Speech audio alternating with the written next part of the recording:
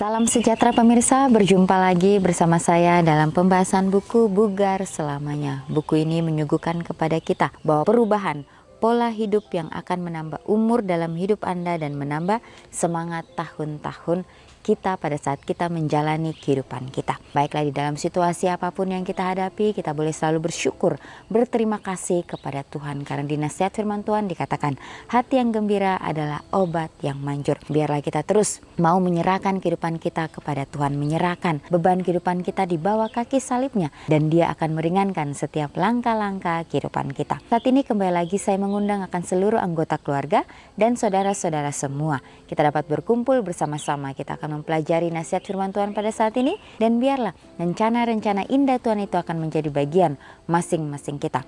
Kita akan masuk ke dalam judulnya Hari Dokter. Ayatnya terdapat di dalam Kolose 4 ayat 14.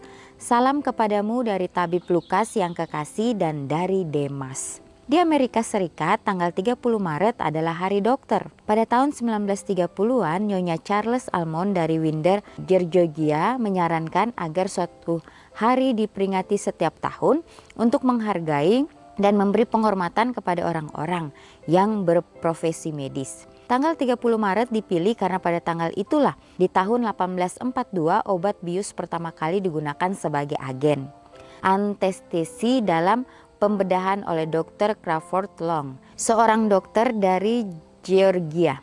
Kontribusinya terhadap operasi tanpa rasa sakit memang merupakan sebuah tonggak bersejarah di dunia medis. Ya, jadi peringatan Hari Dokter pertama kali diadakan pada tahun 1933 ketika warga Borough County, Georgia menempatkan bunga anyelir merah di kuburan para dokter yang telah meninggal, termasuk makam Dr. Long. Namun baru pada tahun 1990 Kongres secara resmi menetapkan tanggal 30 Maret sebagai Hari Dokter Nasional. Kehidupan seorang dokter di Amerika bisa sangat membuat frustasi. Tanggung jawab dan kehormatan tertinggi seorang dokter adalah menjadi pendukung pasien.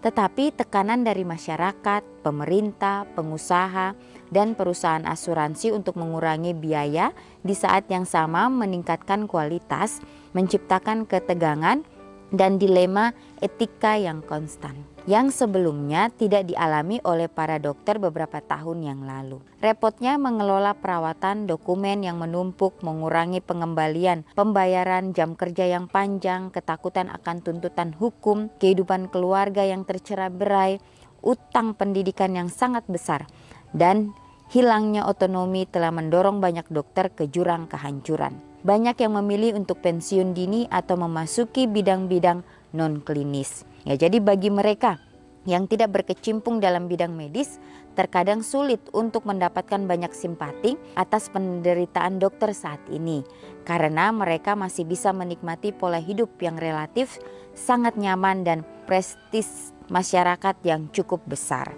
Ya, jadi di sini diceritakan bagaimana seorang dokter menghadapi begitu banyak frustasi di dalam kehidupannya pada saat mereka melayani di rumah sakit atau melayani setiap pasien-pasien yang datang. Ya, jadi mereka mempunyai tekanan yang luar biasa. Ya, seringkali mereka bergumul dengan kehidupan mereka sendiri. Ya, terkadang mereka juga harus mengurus segala sesuatunya dengan sendiri. Banyak orang-orang yang tidak mengerti akan jalan kehidupan daripada dokter ini. Ya, dikatakan bahwa kehidupan seorang dokter di Amerika bisa sangat membuat mereka frustasi. Tanggung jawab dan kehormatan tertinggi seorang dokter adalah menjadi pendukung pasien. Ya, pada saat mereka yang menghadapi suatu masalah di rumah sakit, ya ada mungkin pasien mereka, ya bagaimana mereka harus mencari cara supaya mereka dapat membuat pasien ini merasakan kedamaian di dalam penderitaan yang mereka hadapi. Ya, sangat sedikit yang mengerti, sangat sedikit yang memahami semuanya ini. Ya, jadi di sini juga dikatakan tanggung jawab dan kehormatan tertinggi seorang dokter adalah menjadi pendukung pasien. Ya, tetapi tekanan dari masyarakat, pemerintah, pengusaha dan perusahaan asuransi untuk mengurangi biaya di saat yang sama meningkatkan kualitas, menciptakan ketegangan dan dilema etika yang konstan yang sebelumnya tidak dialami oleh para dokter beberapa tahun yang lalu. Ya, jadi inilah yang dihadapi oleh dokter-dokter ini. Ya mereka repotnya mengelola perawatan, dokumen yang menumpuk, mengurangi pengembalian pembayaran, jam kerja yang panjang. Ya jadi bagi mereka yang tidak berkecimpung dalam bidang medis terkadang sulit untuk mendapatkan banyak simpati atas penderitaan dokter saat ini. Ya karena mereka masih bisa menikmati pola hidup yang relatif sangat nyaman dan prestis masyarakat yang cukup besar. Jadi kembali lagi kita diingatkan bahwa biarlah dimanapun kita berada, bagaimana kita dapat menciptakan kedamaian itu, selalu bersyukur dengan apa yang Tuhan sudah berikan. Ya jadi ketika Yesus juga pada saat dia menyembuhkan 10 penderita orang sakit kusta, hanya 1 orang yang kembali untuk berterima kasih kepada Yesus. Bukankah ke-10 orang tadi semuanya telah menjadi tahir, kata Yesus? Ya di manakah yang 9 orang itu? Ya tidak adakah di antara mereka yang kembali untuk memuliakan Tuhan selain daripada orang asing ini? Itu ceritanya di dalam Lukas 17 ayat 17 dan 18. Bahkan tabib hebat pun menyesalkan kurangnya rasa terima kasih tersebut. Ya, jadi jarang dari umat-umat Tuhan saat ini atau dari setiap masyarakat pada saat ini. Ya pada saat mereka sudah mendapatkan suatu pelayanan, ya bagaimana mereka tidak menyadari, mereka tidak bersyukur, mereka tidak berterima kasih dengan apa yang orang-orang di sekitar mereka sudah lakukan. Jadi kembali lagi mengingatkan kita pada saat ini supaya kita boleh lebih peka lagi dengan setiap apapun yang ada di sekitar kita. Meskipun kita tidak boleh lupa bahwa Tuhanlah sumber segala kesembuhan. Luangkan waktu sejenak hari ini untuk menulis catatan singkat kepada dokter dengan mengungkapkan ucapan terima kasih dan penghargaan. Ini akan sangat membantu membuat hari mereka bahagia. Ya mungkin pada saat kita sakit, pada saat kita pergi ke rumah sakit atau ke tenaga medis, ya kita jangan lupa untuk berterima kasih kepada mereka. Disitulah mereka akan merasakan suatu semangat yang luar biasa di dalam kehidupan mereka. Yang menghargai apa yang sudah mereka lakukan.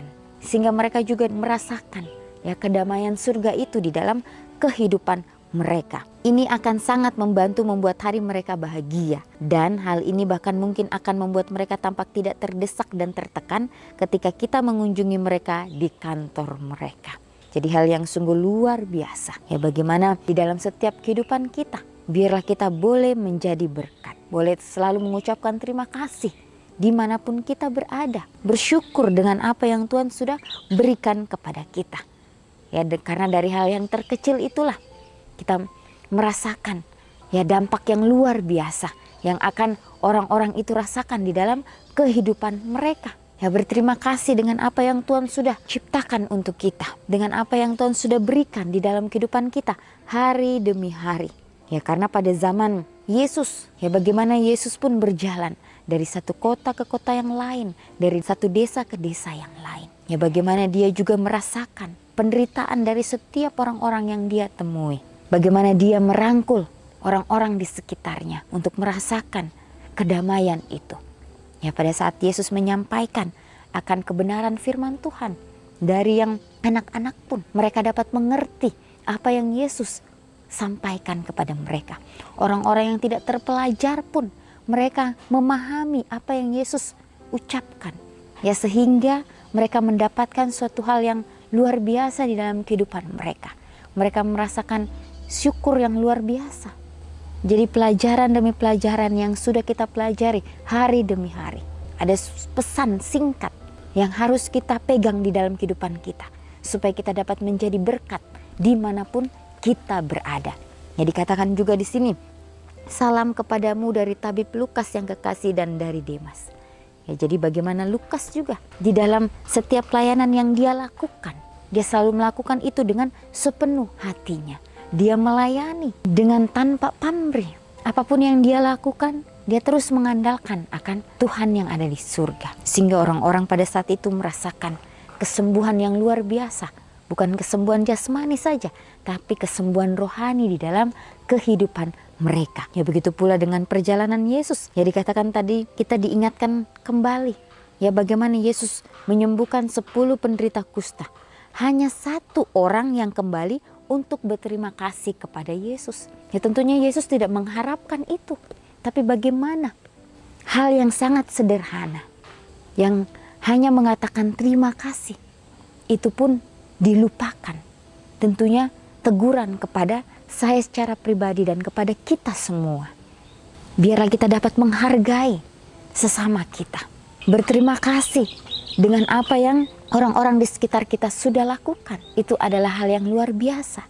Hal yang dapat membuat orang-orang merasakan ketenangan. Membuat orang-orang di sekitar kita merasakan mereka sangat dibutuhkan atau mereka sangat dipedulikan. Dan di sini juga dikatakan ya, bahkan tabib hebat pun menyesalkan kurangnya rasa terima kasih tersebut. Ya, jadi sangat disayangkan kepada kita umat-umat Tuhan yang sudah mengerti akan kebenaran nasihat firman Tuhan, tetapi masih melupakan hal-hal yang sederhana ini untuk mengucapkan terima kasih kepada sesama kita. Ya baiklah, hari ini biarlah kita mau ya mengambil komitmen kita masing-masing di dalam setiap kehidupan kita untuk sama-sama menjalankan apa yang Tuhan sudah perintahkan di dalam kehidupan kita. Biarlah kita boleh menyisihkan waktu kita untuk datang kepada Tuhan, untuk meminta akan tuntunannya, untuk menjadi bagian di dalam kehidupan kita masing-masing. Apapun yang kita kerjakan, apapun profesi kita, baiklah kita jalankan itu dengan penuh tanggung jawab, dengan terus mengandalkan akan Tuhan kita yang ada di surga. Di sini dikatakan, terima kasih Tuhan atas hamba-hambamu, para medis yang menyalurkan kesembuhanmu kepada begitu banyak orang. Jadi inilah bagaimana kita di dalam setiap kehidupan kita. Kita boleh terus ya menjalankan apa yang Tuhan inginkan di dalam kehidupan kita. Supaya kita boleh menjadi hamba-hambanya yang setia. Ya, sehingga pada kedatangannya yang kedua, dia dapat mengatakan kepada kita, sabaslah ya hambaku yang setia, masuklah ke dalam kebahagiaan Tuhanmu. Yaitulah yang ingin kita dengarkan. Ya, bagaimana kita juga harus mempunyai roh kerendahan hati. Roh yang mau diajar hari demi hari. Sehingga kehidupan kita boleh sesuai dengan kehendak Tuhan saja. Ya akan banyak tantangan yang akan kita hadapi di dalam kehidupan kita. Ya akan banyak masalah-masalah yang akan kita hadapi juga. Ya baiklah kita boleh berserah sepenuhnya kepada Tuhan. Tuhan akan menolong kita. Dia akan membantu kita. Ya walaupun kita sebagai manusia biasa, mungkin kita tidak sanggup melakukan ini semua.